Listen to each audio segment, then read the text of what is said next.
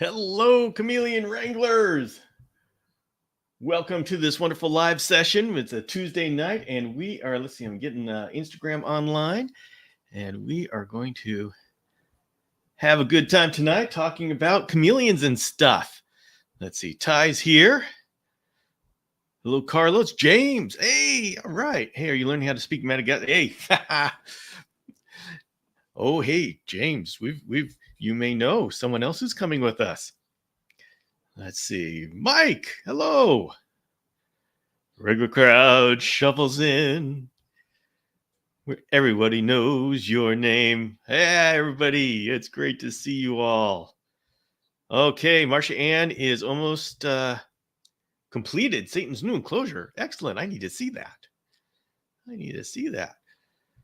Okay, I am catching up on the chat here. Hello, Chris, Eliza. And we got Mikey. Hello, Top Shelf Chameleons. So, all right. So, what in the world is going on in the world of chameleons? Well, I can tell you what I'm going to be doing. Tomorrow's vlog is going to be about drainage. Not a whole lot of, not a deep dive into it, but I'm going to be demonstrating some drainage on this L cage and one of the dragon strands. We're going to have some fun doing all that kind of stuff. Let's see. Nate has been listening to podcasts with Mark Schertz and Chris Anderson. Nate, you have good taste in the guests that you listen to. Hello, Gold Coast Roaches. Welcome all to the Tuesday night talk. All right, so we need to figure out if we have any questions today before I just start getting into a monologue, because I know I do that and then the chat just goes zoom and I'm like half an hour behind everybody. See, Jitsu James says, started following James Cross today. Love his Parsons setup. He's a scientist. I got to figure out the fogging technique like him. Oh, well, you know what, Jitsu James, you're in luck because we have recorded and I am now working on editing our DIY Chameleon Guys episode where we're talking about the special fogger. Hello, Judy. So I tell you, we got a lot of stuff going on with that DIY Chameleon Guys. We've been checking off the things that we want to accomplish and show how the chameleon community how to do. And you know what's wonderful about it is I just start the list with what I would like for myself, and so it's an incredibly selfish thing to do this. And I am framing it in as part of community service. I'm doing it for you. No, I'm not. I'm doing it for me. I'm just taking you along. That's the way it goes. But hopefully that next episode of the DIY Chameleon Guys goes out tomorrow, and working on the finishing touches on that one. And I am hopefully, don't tell James about that. Well, we don't know. But sorry, James, you're not supposed to be listening to my diabolical plan to learn all about the universe. And so hopefully tomorrow it's going to be the DIY Chameleon Guys is going to be out right after the vlog. So everybody, when you go to the vlog in the morning at 5 a.m., we do a vlog. And on special days, and Wednesday is a special day, it's a double video day. So what we do is we go to the vlog in the morning, we watch it, we hang out in the chat and say good morning to each other. And then after the vlog, we're automatically transferred over to the DIY Chameleon Guys. And so that's what's going on. Hey, Ashley, hello. So, Don, hope I'm not too late. No, Don, you're not too late. We've just been going over niceties and such. And so just getting everybody warmed up to say what kind of questions do we have going on for the day. And it's actually been kind of quiet in the chameleon community, wouldn't you say? I haven't noticed any hate to say any drama, but any drama, or it's just it's kind of a quiet time, which is kind of like that.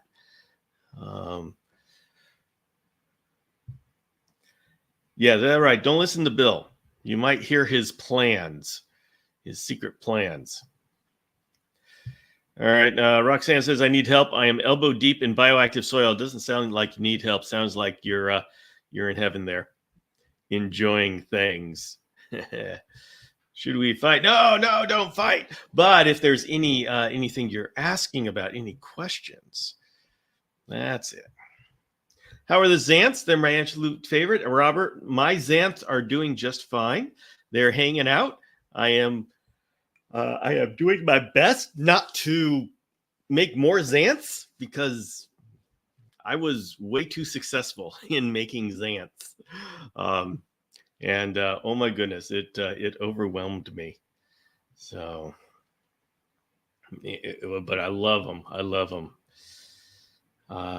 My chameleon egg was supposed to hatch on the 1st. How much longer should I expect it to hatch? Not longer than a month, I hope. We have no control over that. I've watched your videos on the health of an egg, and I'm on the right. Okay. Dead Space Maine. You just keep incubating that egg for as long as it's white and it's not moldy. And that's all you can do. Whenever we have eggs that are not hatching, we just hang on to them. Gosh, I am sorry. It's just, yeah, we just hang on to them, and it's amazing. Some eggs just take longer, and that's just part of what we have to go through. That's what we have to go through. Let's see. Did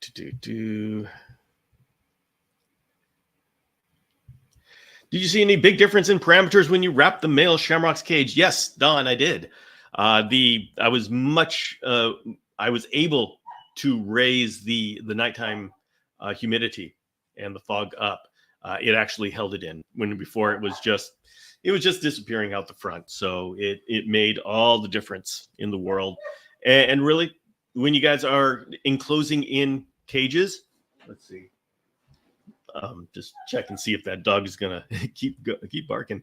When you're enclosing in the cages, you really need to do almost all 4 sides and just leave a little ventilation at the bottom and the front, because if you leave any side open or even the door open, you just lose so much. And I mean, if you leave the door screen, that's great if you have humidity in your area, and it just keeps the walls protected from your mist.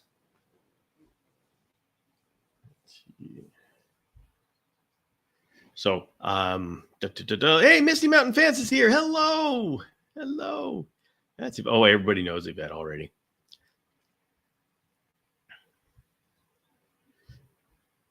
I am struggling. How do those room air conditioners get their nighttime drops below 60 in summer months? Really? Don't you just turn it up? Ooh, I do not know the nature of the problem there. Although I will trust that it is an issue.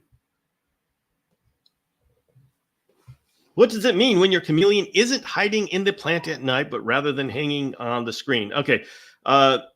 Michelle, we don't like it when our chameleons hang on the screen.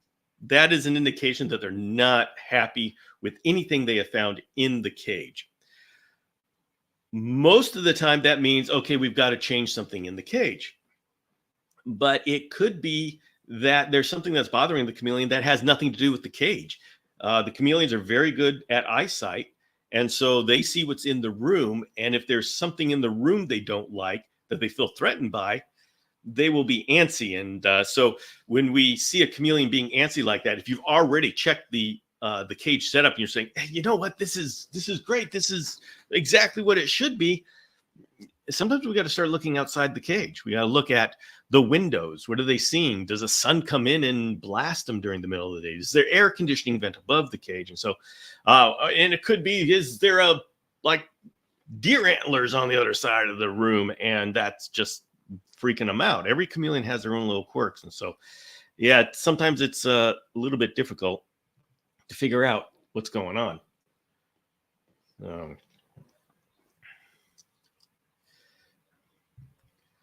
All right, I have to hop off. I work so my chameleons can live their best lives. Excellent. That is that is a noble thing. Coffee for Bill. Here. I say so. Well, and it's this thing that you can be just fine, but then when I start talking, all of a sudden I start yawning. I don't know what it is. I heard that's just a thing. I don't know what it is, why we can just be fine. And then we start talking. I guess it's just the way we use air or something.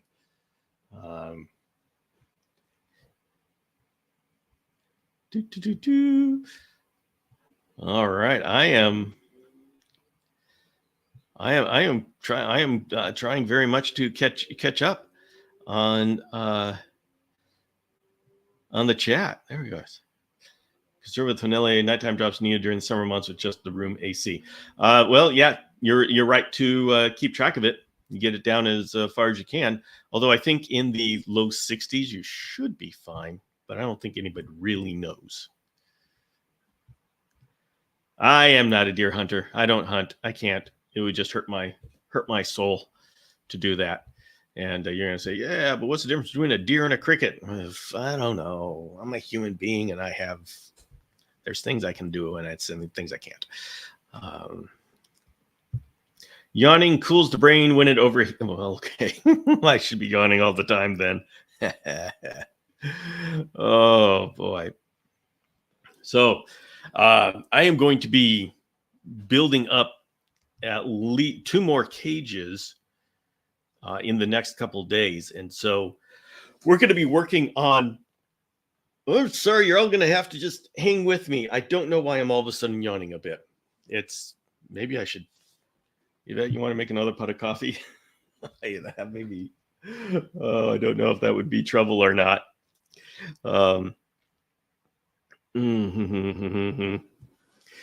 Any of the DIY people among you have experience with using acre instead of wood or PVC for enclosures? Acre, is that the plastic wood type thing? Because James talks about that in one of our episodes. But I unfortunately am not experienced enough to give insight in that. I just know that James talked about it. And that's why I have episodes with James, and I have all of my interviews with people who know stuff, because I know stuff, but I don't know everything. And boy, there's a lot of people who know a lot of things out there. So that's the wonderful thing about having a podcast. If I don't know something, I just bring somebody on, and we can they can help me. So let's see. Fun fact: I lucked out on my silkworms. They got lost in the mail. What should have been a 2 to 3 shipment took 6 days. They're still alive. Excellent, Annabelle. I'm glad to hear that. And you know what I have found was really great is when you get you just get some of the food, and then it just helps my silkworms last longer. And I mean, okay, that's obvious, right? But boy, I can get some silkworms to be pretty nice and big. And I even have a silkworm cocoon right now. I don't know. I guess I'll keep it as a pet because I don't have a mate for it, but that's okay. Are we starting to see a trend of keeping deep forests and montane species without a heat lamp? When is it appropriate to consider skipping the heat? Don, at this point, I'd say that's a case-by-case basis. There are some deep forest and montane species. Every chameleon will bask if they're cold. That's the thing. We can't say that any species will not bask. When we say, okay, they don't need a basking light, the unspoken next sentence is when kept in a room that has standard room temperature. I mean, generally speaking, my Shonacii won't bask, Parsons won't bask, Quadricornis won't bask, but that's because they're kept in room temperature. They are okay with lower temperatures, and they don't need higher temperatures to be active. And so they don't need it in room temperature. But if we kept them at the 40s or the 50s, then yeah, basking becomes something that they probably would look at. And you're thinking, no, that's ridiculous. Who would keep their house in the 50s? I don't know. But the important thing is we can't say these chameleons will never bask and be accurate unless we add on if you keep them in room temperature houses, blah, blah, blah, blah. And so we try to be, the thing is when we're not accurate in what we say and we simplify it down, things get spun off and turned into dogma without an understanding behind it. And I unfortunately, it's something we have to do because in this TikTok world, people's attention span is this much, and so we need to give an answer in this much. But whenever we give an answer about chameleon husbandry in this much space, we're leaving out a whole lot, and so that's where we get ourselves in a whole lot of trouble. So I hope that whatever trend you speak of keeping deforested and montane species without a heat lamp it comes along with an understanding as to why they are okay without a heat lamp, what conditions they're okay without a heat lamp. So people who are in unique situations understand when they have to actually break the what a little sound bite. And that's going to be a challenge forever and ever and ever. I can't get back. Oh my good! I cannot believe this. Careful! It's mostly frothy. Oh my! All right, all. This is what happens when you are absolutely loved by someone who hangs out on your life. My Yvette got me a coffee. Oh my goodness! And it's got foam on top with sprinkles. I am loved. Mm. Woo! Okay, all right. So we're going to take care of those yawns right here, right now.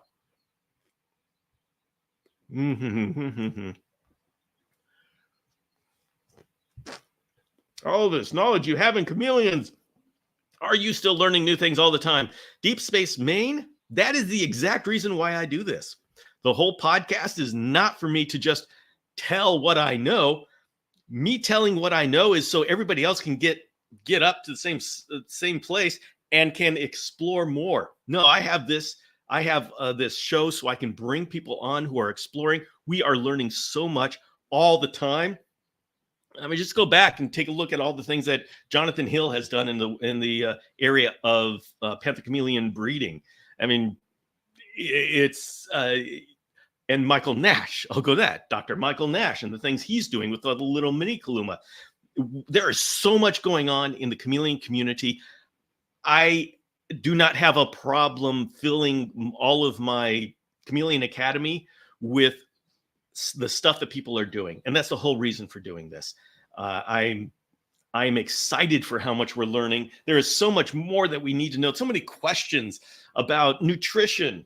We need to know about nutrition. We need to know about what goes on in the dry season and what's good and what isn't. And should we throw it all away or should we incorporate something? I don't know. We're going to find out. These new species, incubation.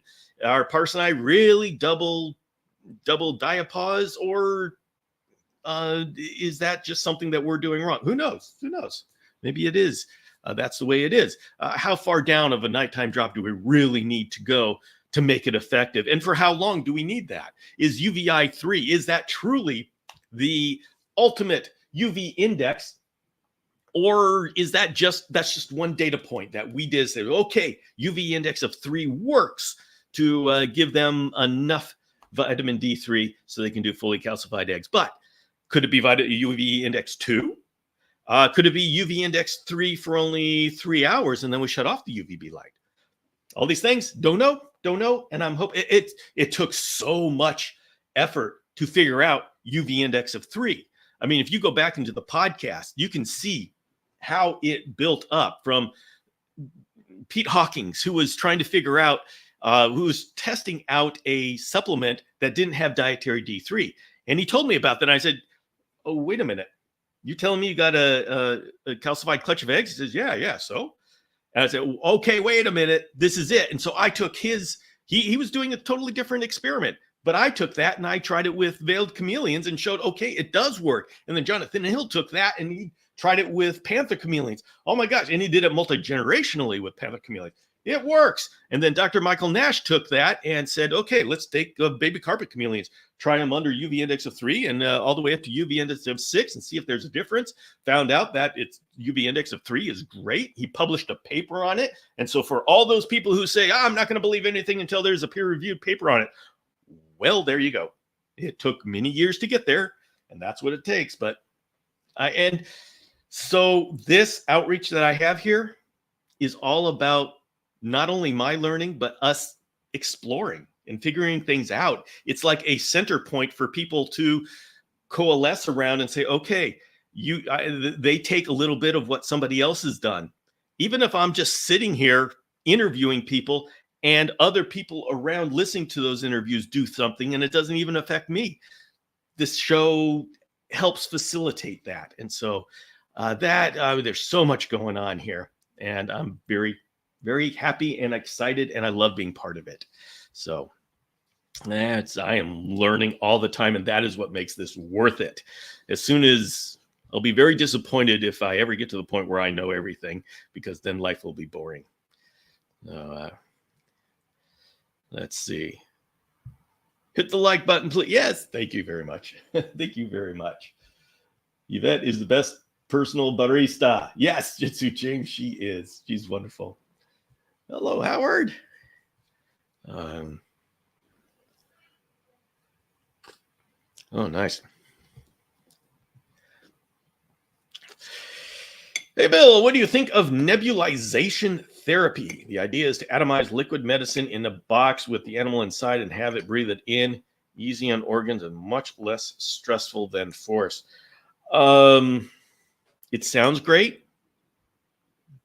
We have so much more that we need to learn about fogging and what we can do with it and how it's appropriately applied. It's so primitive. We are just figuring out how we can use it. And I'm not terribly happy with the foggers that we have right now.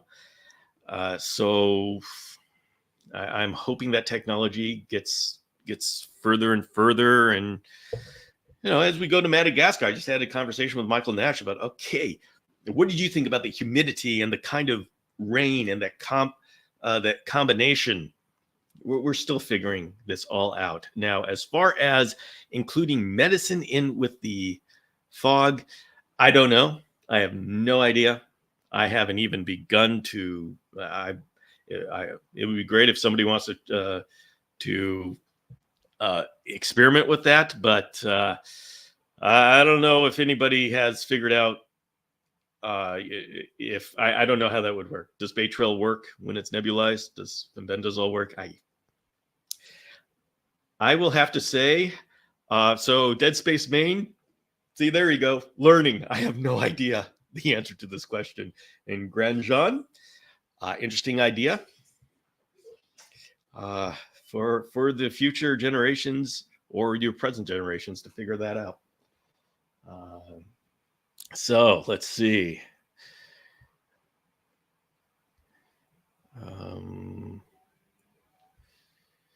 Bill, send me one. Okay, James is on it, talking about the exterior product. All right, I'm going to leave that to James because he knows what he's talking about, and I just know people who know what they're talking about.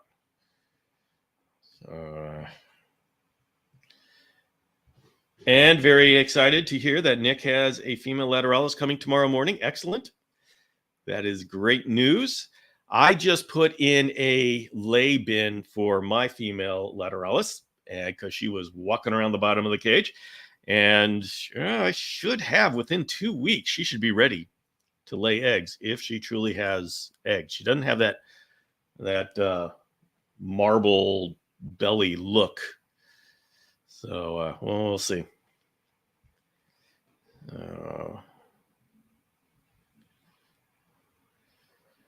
All right. Bill, have you ever experimented with the use of a grow tent indoors? We keep our wild caughts isolated in one now. It's been a major increase in activity since keeping humidity 70% during the day. I have not used grow tents specifically, but I can see how that would really help. I have been working with keeping humidity higher during the day. And I know in everything that I say, take it down to 50% so you can do away with, you don't have moss and fungus and all that growing, and we dry out the cage during the day. But I also say that is for us and our cage. It's not for the chameleon, because the chameleons can handle, and I mean, their natural state, they have high humidity throughout the day and even higher humidity at night. So I would love to find a way that I could, say, keep high humidity day and night in a way that I know that beginners would be able to keep a hygienic cage. And so I just have to experiment with it. I've been doing a lot with keeping high, like 70, 80% during the day, and then going up to 90, 95, close to 100 at night. And I'm really liking the results with the chameleons. So I think that's definitely the place to go. But yeah, I'm growing some fun stuff on my branches. So I really need to work it out before that kind of care information is ready to go out into the general populace. But yeah, I will confirm that I am finding the same results. My chameleons are doing much better with high daytime humidity. So let's see. Ashley just got a male and female lateralis this weekend. I'm glad to hear people getting more and more carpet chameleons. We need more and more. That would be a wonderful thing. I am very glad that I was able to get a carpet chameleon and be part of this.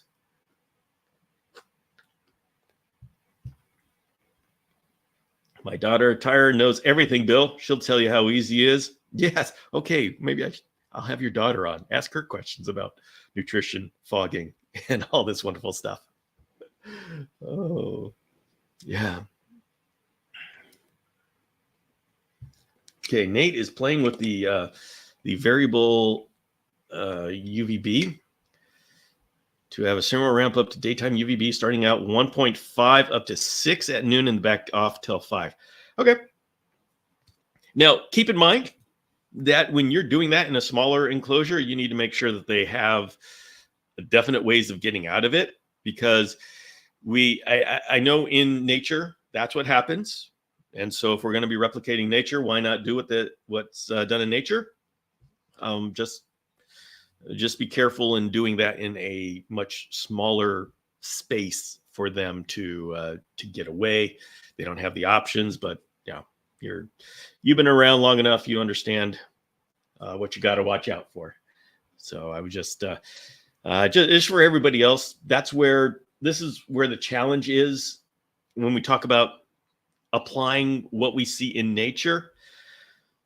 We still can't do that because we have a small area. That's why we're worried about mosses and molds and fungus, which are, by the way, everywhere in nature. So, we have to take what we see in nature, and it goes through this filtration process. How do we translate that out into actually executing? And that filter and that interpretation process is what we spend our days working on. What do we take from nature? What do we leave behind? How do we execute what we see in nature? And we're so imperfect in replicating it that's why we have so much further to go as far as learning and experimenting. So that's that.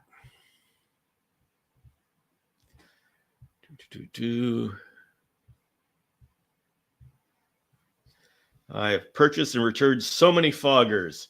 On the end, a 5-gallon bucket, small computer fan and builder was a perfect setup. Yeah, making them from the House of Hydro parts has been my favorite way to do it.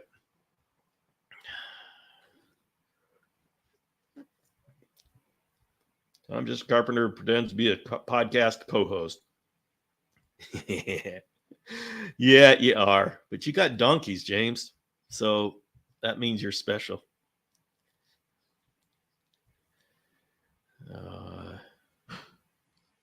More people experimenting with grow tents. See, we all have the challenge of how do we keep humidity up in our house without peeling the paint. So, I mean, there's going to be so many different ways of achieving that, and so I mean, it's just going to be great watching this how everybody does it differently. And I mean, it would be great if you could get the absolute best way to do this is you have a large room and you just modify and control the temperature of the large room, and then you have everybody in screen cages, because it's a lot easier to manipulate the conditions of a large area than it is a small area. We get these like 2x2 by 4 foot tall hybrids, which are great, but they're just this little capsule. It's like this little capsule in space. And so the larger space you have, the better, the easier it is to do that. And a grow tent gives you a larger space. So I think you guys are going to have fun time with that. It's got loading with fruits not recommended. I heard to stick more on the veggie side of things. Matthew, I can't answer that. I don't know. I don't know that anybody knows. I know there's a lot of opinions out there. I don't know that I've heard anything that we know. I mean, we're trying, but yeah, I'm not going to. I'm kind of staying away from the whole gut loading thing until we really know something, and then I will give a strong opinion once I have enough to work off of. Me personally, I give fruits, vegetables, and various commercially made gut loading powders, which, and of course, we just throw everything we just throw everything in those powders and doing the best we can with what we know, and what we know isn't much.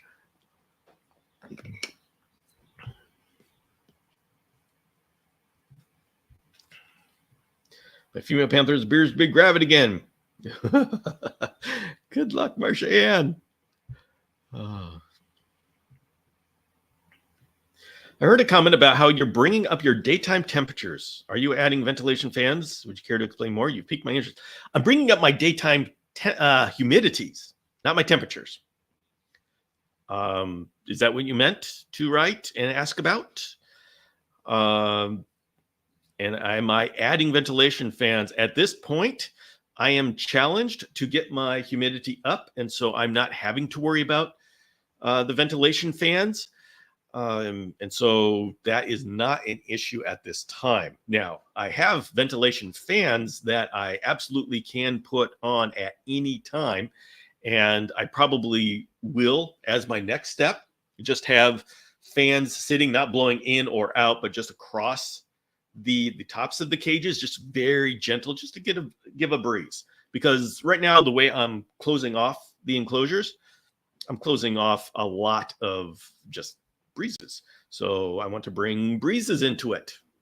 And we all know that that's part of what chameleons like. And so, we stop ventilation, bring in the breezes, and we just balance those out. So now I will keep you informed as to what I do with fans. What temperature gradients are you seeing in the shamrock cages? I am they're going up and down, but I am keeping them in the 70s to the 60s. And I am watching very closely to see if I see indications of them wanting to bask. And so I don't expect that from them, but I always like to every now and then give them a very weak basking just to see if they go and take it. And so if they don't, okay, life is good. Won't do it again until I'll try again in 2 weeks because I don't want to waste energy. But I always like to do my tests.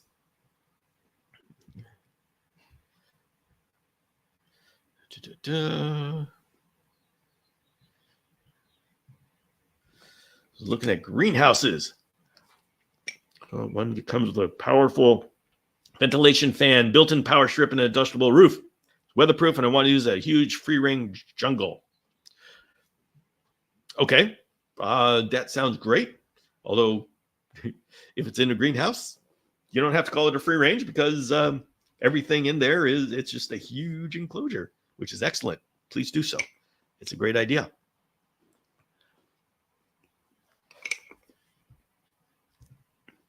How does one decipher the gender of chameleons when the time comes for the egg to hatch?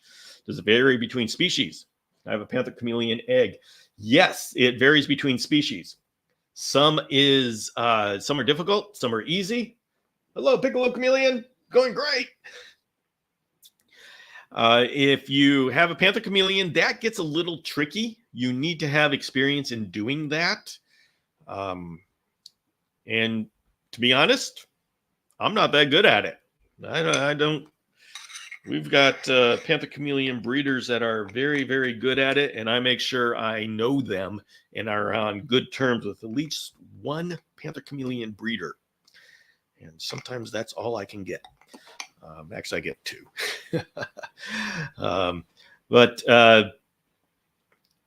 Yeah, you need someone who's really, and you know what? It doesn't even matter. I don't worry about it.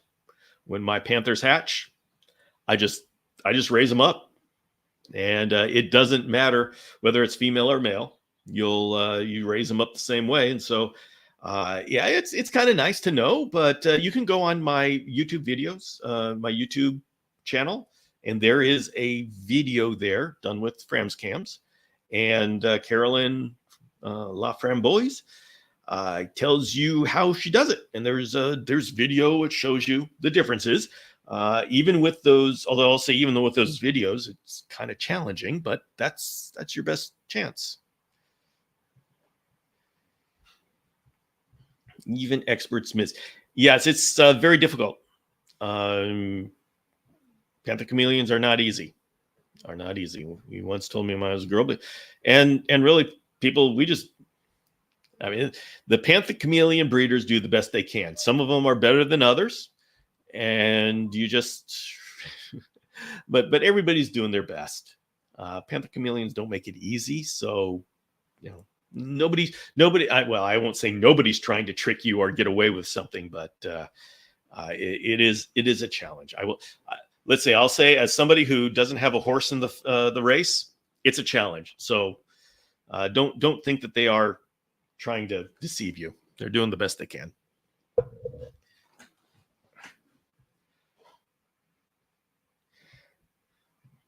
It's not based on their colors. No. It is not based on their colors. Well, at least not when they hatch. Once they're adults, you can pretty much determine by their colors and their size. It gets really, really simple. But even once they hatch, it's not the colors at all. You got to look at the base of the tail. And as they grow up, you can be fooled so easily. And even when they're juveniles and going into some adults, some of those females are getting pretty darn colorful these days. They've got the right genetics, and they are amazingly colored to the point where, yeah, when people like send me, they say, hey, do you think this is a male or a female? Yeah, I stay away from those because I just know I could be, it's really easy to be wrong. So I just say, sorry, I'm good at a lot of things, but not that. I am not going to, I don't like to get involved in that. Bill, I can't tell you how I know this, but the Cluminati know you are heading to Madagascar. Please keep an eye out. What? Let's see. I wanted to ask your opinion on calcium plus low D at every feeding for a veiled. I've seen a lot of conflicting information about that. Well, Piccolo chameleon, different people have different approaches to supplementation and different reasons. And the thing is, it's going to work. Something like that seems to work. Veiled chameleons do not seem to be as sensitive as, say, a Jackson's chameleon would be. And giving them low D, calcium plus low D every feeding may be necessary if you don't have the proper UVB light.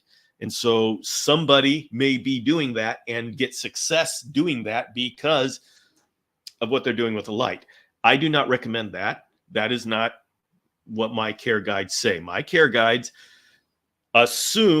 require a UV index of 3 at the basking branch, and then it's calcium, plain calcium, or calcium and B pollen every feeding, and calcium plus low D once every 2 weeks. And that has worked for me. So I will say what I have done and what has worked for me. I have not seen veiled chameleons have problems, especially vitamin D3 overdose, when using low D. But generally speaking, I stay away from dietary D3 because the chameleon's body does not regulate the intake of vitamin D3 through the diet. And so that's we're kind of going around the system. They do regulate it through UVB exposure. And so that's the way, at least in our current understanding, that's the way it should be done. And so that's the way I like to do it. I feel a lot safer doing that. Let's see. I have observed for the second winter now my chameleon going to bed while lights are still on and closing eyes, testing regularly for parasites and everything else. I've tried. Well, we know chameleons are really good at figuring out when the lights are going to go off. And so they just, if they're only closing their eyes like an hour before lights go off, then that's fine. That's not the problems that we are looking for. That's just them figuring out the schedule. So let's see. There we go. All right. I got to catch up with the chat here. Switched over from Insta. This is Jitsu James. Hey, Jitsu James. Is YouTube better to view the lives on for YouTube generally is an easier platform for the lives. So if you have a choice, Instagram works as well. You kind of get a strange view on Instagram, but either is fine. But if you had one way to go, I would say go on YouTube. There is generally more people on the YouTube chat. I love you, Instagram. Please don't feel, I love you very much, Instagram people. But there is a whole lot more that goes on YouTube. Let's just say that. Bill, any new information on carotenoids and absorption? I don't know. I haven't heard anything, but I haven't looked. So, yeah, it could very easily be in something that I have not seen yet. Let's see.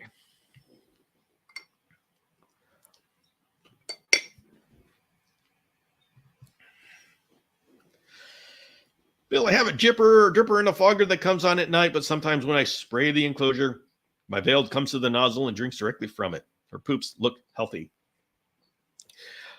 All right, Jarek. Let me tell you about hydration. My goal with hydration is that they are completely hydrated, and so they don't come to drink during the day, and they wouldn't come to the nozzle to drink from it. Generally speaking, I would say that is a warning sign to me that my hydration methods are not working. But you saying that you have a veiled chameleon, honestly, it could be either that or else the veiled chameleon just likes to drink from the mister. I'm sure every chameleon has a certain level of personality, but veiled chameleons, in my personal experience, this is completely anecdotal. And if you go anywhere else, they'll say, I've never heard of that. Completely anecdotal. I have seen the veiled chameleons, like I will have a veiled chameleon. He loves to zap food from this big cup that I bring. I bring all of my dubia roaches and superworms and stuff in this cup, and I go around and I feed everybody. He will ignore the roaches and the worms that I put to crawl up the side of his cage, Okay, so there's some movement. He will ignore when I give him a real nice, juicy one. I'll find one of those freshly molted superworms, primo stuff. And he will ignore it. He will just go run right by my hand, right by that, and he will stick his head inside of the cup. And because he likes to eat directly out of the cup. Why? I don't know. That's just him. And so there is a possibility that your veiled is completely hydrated, and that's just fun for the veiled. So that's a possibility. Generally speaking, I say, okay, if I were talking to an auditorium of people, I would say that is not a behavior that we like to see, and we get suspicious and we want to work on our hydration. But if you're saying that she's hydrated and she's happy, stick with it. Whatever works. I mean, we got people who've used cups of water and they're able to get good poops. I'm not going to say I'm not going to put that in a care guide and say that's the hydration we're shooting for, because I'm coming at it from a different perspective. But if somebody comes to me and says my chameleon is totally hydrated and I have and they drink out of a cup of water, I'm going to say, don't change. I mean, your chameleon does it. It's not, I wouldn't consider it solid advice to say to everybody, try this with your Parsons chameleon. I don't know, maybe it'll work. I haven't tried it, but in your particular case, if it's working, you look at what's going on and see if you want to see if tweaking little things can change things. But if you got a hydrated chameleon and you're happy with what you've got, I'm not going to tell you to change. So just, maybe you can use it as a test, and add another dripper, add another misting cycle, and just figure out the right combination, or else just let her drink out of the mist nozzle.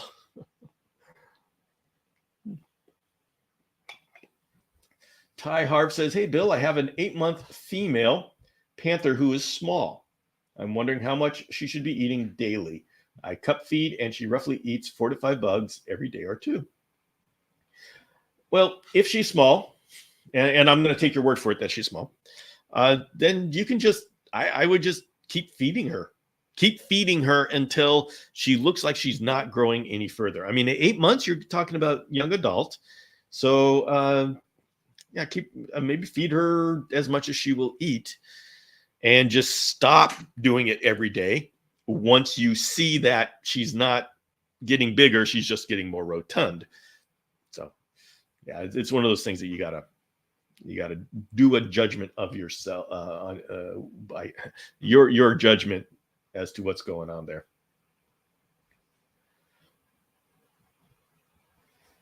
Let's see. All right, back here.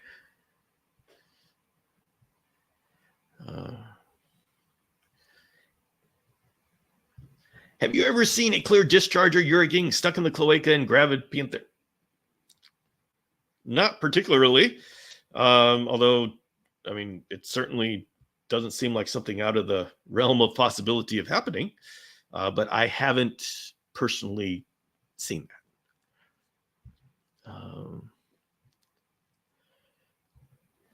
Does the low and low D mean low vitamin D or low D? Okay. The low D means both low vitamin D and low vitamin A, preformed vitamin A.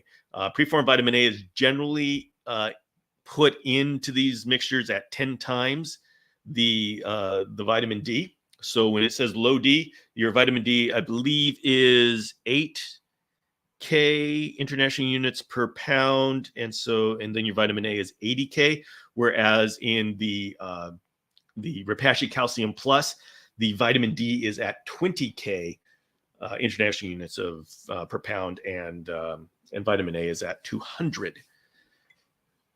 So that's the differences. And generally, I like the low D because the lower the levels, and generally I do the multivitamin for the preformed vitamin A. I don't do it for the vitamin D3. The UVB, a UV index of 3, provides that already. And so the vitamin D3 and the vitamin A go together because for some reason there's some unholy alliance and interaction between those two. I don't understand it. Nutritionists don't understand it. There's just a general feeling that it's there. So it sounds like a good deal to keep them together until further notice. Jarek, thank you, Bill. Never knew reptile would bring me so much stress. Thank you very much for the support, Jarek. Really appreciate it. Thank you very much. Thank you, Jarek. My parson prefer to drink out of Stanley cups? You mean the hockey thing? What do you mean Stanley cups? I'm not familiar with Stanley cup. Is that a joke or is that an actual thing? I don't understand. But I want to know. Help me, Matthew. Help me know what this is.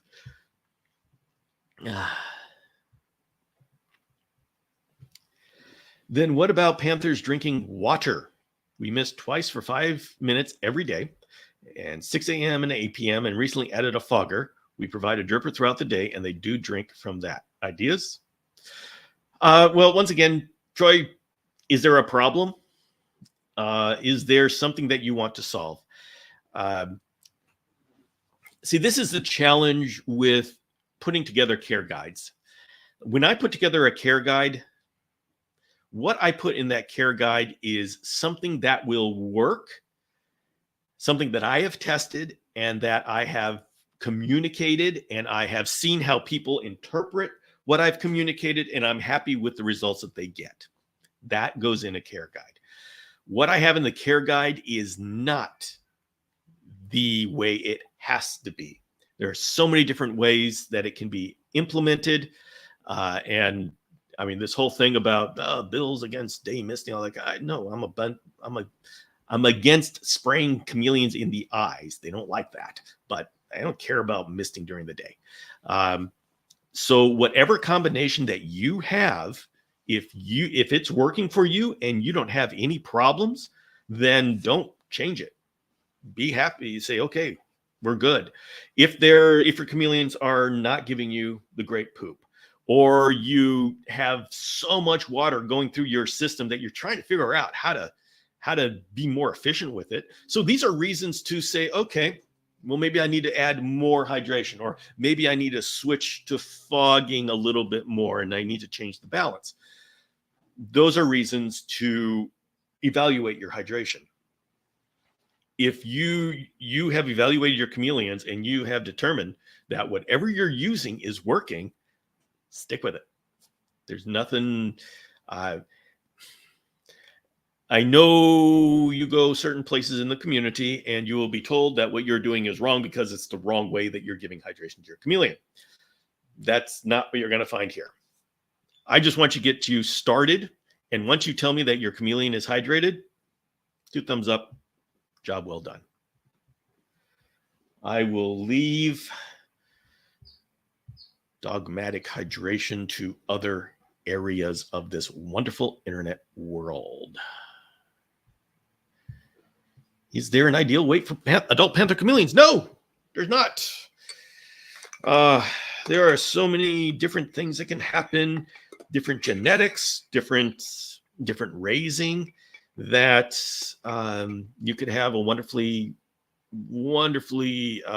healthy panther chameleon at a low weight and a high weight, adult weight. I mean, you can even have a stunted panther chameleon for whatever reasons that they were stunted. Either they were a runt, or else they didn't get enough food during a growth period, or they were too cool during a growth period. But so they're stunted, but they are just fine, healthy as an adult. They're just like mini panthers. So I don't like giving out ideal weights. You can go on madcam.de, and that's Thorsten Negro. They go to Madagascar. They have weights of panther chameleons that they've measured in Madagascar. So you can take that as some data points as to what they are in the wild, and you can compare yours to that. But I don't want to be responsible for you going to something like that and saying, oh, my panther chameleon isn't the right weight. Something's wrong. Look at other indications of health. Are they active? Are they energetic? And that's what I would really say to look at. And you can look at, are they, if their cask starts bulging out, we're saying, okay, got a little extra weight there. And so you want them to be healthy, but healthy it's really hard to attach health to a weight. unless we start having average sizes and put together charts, which I don't know that we have any of that information. Okay. Does chameleon poop smell as bad as bearded dragon's food? Probably not, because chameleons don't run through it. But and they're generally smaller, I would think. But honestly, I don't have bearded dragon, so I wouldn't be able to tell you. I did have a frilled dragon. If there's anything like frilled dragon, oh my goodness. Yeah, I prefer chameleon poop any day. My female panther, I do not see her eat. Is there a suggestion that I could use to get her to eat? Well, the first question is the problem that she's not eating, or that you just don't see her eat? Is she pooping? There's the big problem. If she is pooping, then don't worry about it. Let her eat whenever she wants to. If she's not eating, then there is a problem, and you shouldn't have to coax your chameleon to eat. And so you need to figure out if it's a medical problem or if it's a behavior problem, as in she doesn't like either the food you're giving her or the way you're giving it. So you'll have to do a little bit of analysis to see what could be going on. Stanley makes a thermos for construction. Oh, okay. Thank you. Thank you, James. All right, Matthew. I get it now. I see what's going on. I'm sorry. I was... I'm sorry, bad joke thing I keep seeing people buy on the... It's a very good joke, and I'm just sorry that I was not up to appreciating it. So, James Cross, I trust James. He says it's a good joke. I'm good with it. Please don't give up on me. I'll learn. I will learn. Okay, everybody. It seems like a lot of people know what a Stanley Cup is. Let's see. I got into fogging hydration because of Bill. Tested on a female panther, getting good. Excellent. Excellent. Yep, it's the results that count. Okay, Bill, that makes sense. I understand what you mean. Talking with you is why we added fogger after learning what we needed. Yeah, Troy, using a fogger has one of the main benefits of using a fogger is I get the humidity without using as much water. That has been a huge benefit for me. And I've really enjoyed it. It's really worked well with me. Okay, Marcia Ann knows the answer to this question. Bearded dragon poop is far, far, far. We're 3 fars on that one. All right, thank you, Marcia Ann. So that's why I have this board of experts here. Anybody have a suggestion on a good dripper? Yeah, I just use a party cup with a pinhole. I'm sure you can do a whole lot better than that, but that's what I do. All right. Do not complain about poop until you've owned any Varandas. Oh, ain't that the truth? Oh my goodness. Yes. Monitor poop. Oh yeah. That will wake you up in the morning. So yeah, red cup with a pinhole. Team red cup. Okay. All right, everybody, put down any last questions or comments you have. Really appreciate you all jumping in and hanging out for the night. I will be, the next time I will be here is on YouTube tomorrow morning for the daily vlog at 5 a.m. Pacific. And the chat is live for the first showing. And I am there to say good morning to everybody who decides to drop on by. And yes, we're going to have an episode of the DIY Chameleon Guides, or we should. Okay, I don't have it done yet, and I got someone who's helping me with it, and so I got to get an update on that. All right, Mikey, we'll see you. All right, everybody, thank you very much. And oh yeah, here's a reminder. Please hit the like button. It helps all these social media platforms know that this is a good place to be. It's a real easy way for you to help me out, and of course, Jarek, once again, thank you very much for your support here. Toby Keith would be proud of you. I listened to Toby Keith a little while ago. I'm not sure what you mean by that, but I think it would be a good. I want to know. I got to figure out, what did I say? What did I say that Toby Keith loves? Oh wow. Okay. I'm going to go through a quick of the rest of these. Do lines on the chameleon egg mean it's close to deflation? Yes. Yes, it is. Well, no, it just means that the egg is expanding and it's breaking through the calcium on the top. Party cup, won't the plastic leak into the water through osmosis? Well, you're drinking from it, so hopefully not. I'm drinking from it, hopefully not. And it's not really, I mean, the water is in there for all of 30 minutes before it's all gone. I am not concerned. I know there's some people that are very, very, very, very concerned over every little plastic. I haven't gotten to that level of concern at this point. I'm going to post a short to ask Bill if I'm looking at springtails or now. Okay. Okay. How often do dragon legs ship out? I ordered on Friday and it's my first time. It should ship out pretty quick. Yeah, we do them. Yeah, it should be within a couple of days, if not already. Yeah, we do that pretty quickly. So, all right, everybody, that'll be it. And I'll see you tomorrow. The next time I go live will be, well, actually tomorrow I'll be with the Reptile Show Reporter on YouTube. And then the next live will be Saturday at noon Pacific. And of course, every day at 5 a.m. in the morning if you want to be part of the chat. Otherwise, just go out, just check the vlog. And if you don't know what the vlog is, it's just my daily life in the Chameleon Wrangler, doing chameleons. You can go to the playlist and just start at number 1. It's a story. It's just a story you see when I hey, getting ready to get my Shamrock chameleons in. Okay, getting the cage set up, and then they come in. You get the unboxing, and then I go through the deparasitization. And so it's like a little drama, a reality TV show that just goes on for chameleon keepers. So anyway. All right, everybody, wonderful to have you. And I will see you later.